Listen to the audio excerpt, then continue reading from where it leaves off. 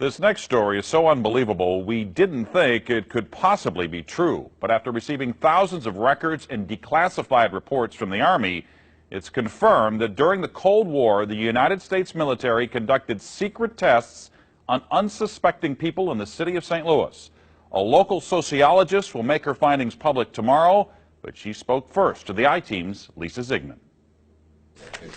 Lisa Martino Taylor's life work has been to uncover details of the Army's ultra-secret military experiments carried out in St. Louis and other cities during the 1950s and 60s. This study was secretive for a reason. They didn't have volunteers stepping up and saying, yeah, I'll breathe zinc cadmium sulfide with radioactive particles. These Army archive pictures show how the tests were done in Corpus Christi, Texas in the 1960s. In Texas, planes were used to drop the chemical, but in St. Louis, the Army placed chemical sprayers on buildings and station wagons. City officials were kept in the dark about the tests. The Cold War cover story was that the Army was testing smoke screens to protect cities from a Russian attack. The truth, according to Martino Taylor, was much more sinister. It's pretty shocking. The level of duplicity and secrecy, clearly they went to great lengths to deceive people. By making hundreds of Freedom of Information Act requests, she uncovered once classified documents that confirmed the spraying of zinc cadmium sulfide. The greatest concentration of this compound was sprayed near the Pruitt-Igoe housing complex just south of downtown St. Louis. It was home to 10,000 low-income people, and an estimated 70% were under the age of 12. Martino Taylor claims they all unknowingly inhaled this compound morning, noon, and night, so the government could measure its effects on their lungs. So this was in violation of all medical ethics, all international codes, and the military's own policy at that time. In 1994, then Congressman Richard Gephardt asked the Army to open its records and explain the St. Louis testing. We want to make very sure that nothing went on that would harm anyone and that all the facts are out on the table.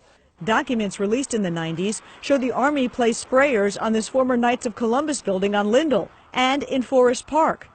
The Army always insisted the chemical compound was safe. Martino Taylor believes documents prove otherwise.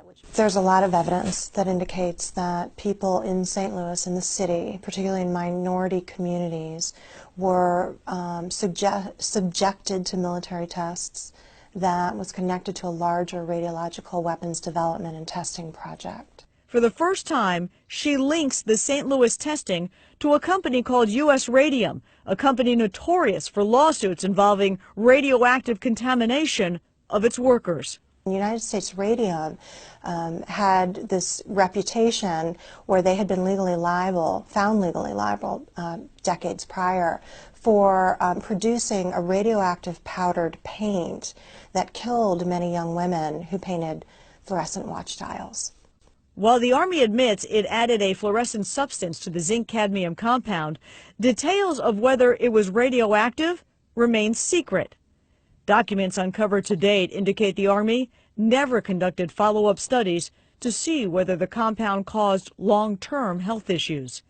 In 1972, after years of crime, poverty, and decline, the government destroyed the Pruitt-Igoe housing complex. Lisa Ziegman, News Channel 5, I-Team. Now, the company U.S. Radium no longer exists. Martino Taylor has placed all of her research, including the declassified documents, online, and will link you to that data at ksdk.com. Now, she will make all of her findings public tomorrow at St. Louis Community College Merrimack campus. In the meantime, if you remember the spraying, the I-Team's Lisa Ziegman would like to hear from you. You can email her at lziegman@ksdk.com.